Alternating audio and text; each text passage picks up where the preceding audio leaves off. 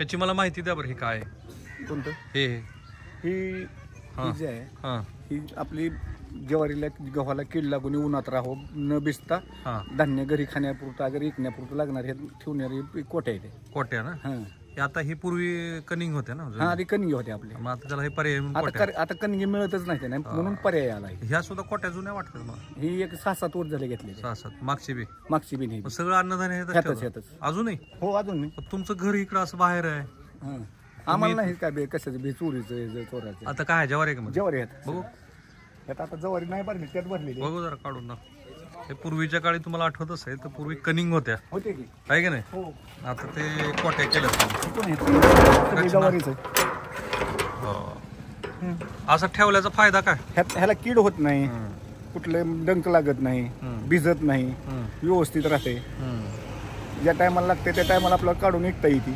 सगळ्यात महत्वाचे तुमचा वाडा आवडला मला. जुना वाडा आपला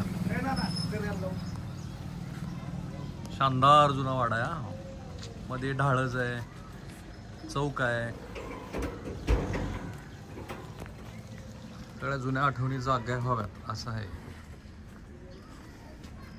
लॉरी बेकर नावाचा एक फार मोठा आर्किटेक्चर होता म्हणजे होते.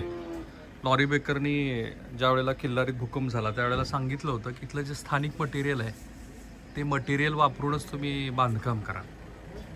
इथलं जे हे ढाळस जुने तुमचे माळवद हा चौक सगळ्या जुन्या आठवणी जाग्या व्हाव्यात असं हे. गावाचं नाव दसमी तालुका बार्शी जिल्हा सोलापूर. चला भेटू.